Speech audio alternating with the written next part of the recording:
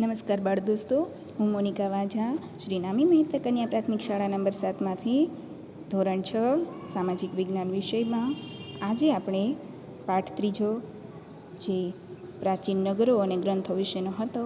છેલ્લે આપણે તેમાં હડપ્પીય સંસ્કૃતિના લોકોની ધાર્મિક જીવન અને અંતિમ વિધિ, તેમની લિપિ અને ભાષા, ગુજરાતમાં હડપ્પીય સભ્યતાના સ્થળો, હડપ્પીય સભ્યતાનો અંત, કેવી રીતે હડપ્પીય સભ્યતાનો અંત આવ્યો તે જોયું. ત્યારબાદ તે સમયના પ્રાચીન ગ્રંથો જે આપણે જોશું. આપણા પ્રાચીન ગ્રંથોમાં વેદો છે તે આપણા પ્રાચીનતમ ગ્રંથોમાં સમાવેશ થાય છે. તેમાં પણ ઋગ્વેદ એ આપણો જૂનામાં જૂનો ગ્રંથ કહેવાય છે. તો ઋગ્વેદ અને તેનું અધ્યયન તે આપણે પ્રાચીન ગ્રંથોના ટોપિકમાં જોશું. વેદ 4 છે: ઋગ્વેદ, યજુર્વેદ, સામવેદ અને અથર્વવેદ. ઋગ્વેદ એ આપણો પ્રાચીનતમ ગ્રંથ છે, જેમાં 10 મંડળો, 1028 પ્રાર્થનાઓ, જેને સૂક્તો કહે છે. ઘણી વખત સૂક્તો કોને કહે છે એવો પ્રશ્ન પૂછાય છે, તો તમે આ લખી શકો છો કે વેદોમાં 10 મંડળો આવેલા છે, તેમાં 1028 પ્રાર્થનાઓ છે જેને સૂક્તો કહે છે, તેનો સમાવેશ થાય છે. ઋગ્વેદ એ આપણો પ્રાચીનતમ જ્ઞાનનો ભંડાર છે. તે પ્રાચીન સંસ્કૃતિ એ વૈદિક સંસ્કૃત સભ્ય ભાષામાં લખાયેલ છે. ઋગ્વેદના માધ્યમથી આર્યોના રાજકીય, સામાજિક, આર્થિક અને ધાર્મિક જીવનનો પરિચય પણ મળે છે. ઇતિહાસકારો, પુરાતત્વવિદો ઇતિહાસ જાણવા માટે પ્રાચીન અવશેષોની સાથે ઋગ્વેદોનો પણ અભ્યાસ કરવામાં આવેલો છે. ઋગ્વેદના કેટલાક સૂક્તો સંવાદ સ્વરૂપે છે. ઋગ્વેદમાં પ્રજાકીય જીવનના ઉલ્લેખો જોવા મળે છે.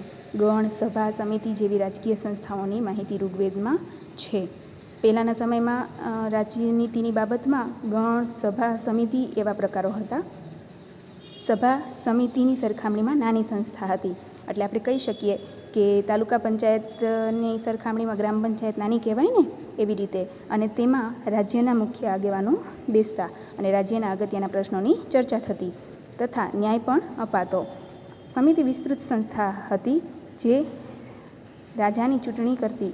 રાજાને મદદ કરવા સેનાધ્યક્ષ અને પુરોહિતોની નિમણૂક થતી. રાજાનું એક કાર્ય ગવેષણા પણ હતું. અને ગવેષણા એટલે યુદ્ધ. ઋગ્વેદમાં રાવી નદીના કિનારે 10 રાજાઓ વચ્ચે થયેલા યુદ્ધનો પણ ઉલ્લેખ છે. રાવી નદી ભારતના ઉત્તરીય ભાગમાં આવેલું છે. તે રાવી, ચિનાબ, ઝેલમ, સિંધુ આ બધી નદીઓ મળીને તેના આજુબાજુના વિસ્તારમાં નદી કાંઠે જે વસ્તી વધી, માનવ સમુદાય એ સામાજિક રીતે જે પોતાની સંસ્કૃતિને આગળ ધપાવી તે નદી કિનારે જ સંસ્કૃતિ પાંગરેલી. તો આવી રીતે તે રાવી નદીના કિનારે આ 10 રાજાઓ વચ્ચે યુદ્ધ થયેનો ઉલ્લેખ પણ છે. ઋગ્વેદમાં આર્યોના સામાજિક જીવન વિશે માહિતી મળે છે. સમાજનું એક એકમ કુટુંબ હતું અને પિતૃપ્રધાન સંયુક્ત કુટુંબ વ્યવસ્થા હતી. સમાજ વર્ણ અને જ્ઞાતિઓમાં વહેંચેલો ન હતો, એટલે સમાજમાં સૌ સમાન હતા. ત્યારે જ્ઞાતિ જાતિના ભેદભાવ નહીં હોય તેવું ઋગ્વેદમાં જોવા મળે છે. કોઈ ઊંચ નીચના ભેદભાવ ન હતા. સ્ત્રીઓનું સમાજમાં ઊંચું સ્થાન હતું. સ્ત્રી સ્વાતંત્ર્ય હતી અને સ્ત્રીઓને સહધર્મચારિણી ગણવામાં આવતી. એટલે કે દરેક કાર્યમાં સ્ત્રીઓને સાથે રાખવામાં આવતા. યજ્ઞમાં તેમની હાજરી અવશ્ય ગણાતી હતી. તે પણ અભ્યાસ કરી શકતી હતી. તે અભ્યાસ કરતી હશે એટલે તેમને તે સમયે સ્થિતિ સારી જ હશે તેવું આપણે માની શકીએ. તેમાં અપાલા, લોપામુદ્રા, ઘોષા જેવી વિદુષી સ્ત્રીઓએ તો ઋગ્વેદની ઋચાઓ પણ રચી છે. તે સમયે સાહિત્ય ક્ષેત્રે પણ સ્ત્રીઓએ સારું પ્રદાન આપેલું તે જાણી શકાય. કન્યા પુખ્ત ઉંમરની થાય ત્યારે જ લગ્ન થતા. ઋગ્વેદમાં પ્રકૃતિની પૂજાના ઉલ્લેખો જોવા મળે છે. ઇન્દ્ર, વરુણ, સૂર્ય, અગ્નિ વગેરેની પૂજાના ઉલ્લેખો જોવા મળે છે. સવારની દેવી ઉષા અને સાંજની દેવી અદિતિનો પણ ઉલ્લેખ જોવા મળે છે. ઋગ્વેદમાં ગાય, ઘોડા અને બળદની ચર્ચા ઘણી જગ્યાએ થઈ છે. ઋગ્વેદમાં અન્ય પશુઓની સરખામણીમાં ઘોડાનો સૌથી વધુ ઉલ્લેખ જોવામાં આવે છે.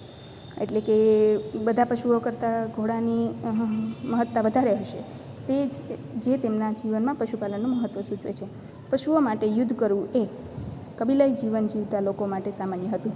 કબીલાઈ જીવન જીવવું એટલે જંગલ વિસ્તારમાં કે છૂટાછવાયા જે ઝૂંપડાઓ બાંધીને જે માનવ સમાજ તે સમયમાં રહેતો તેને કબીલાઈ પ્રથા કહેવામાં આવતી. 7-8 જે ઓલા હોય તેમાં એક મુખ્ય કબીલાઈનો વડો હોય. તો આવી રીતે કબીલાઈ પ્રથા તે સમયમાં જોવા મળતી.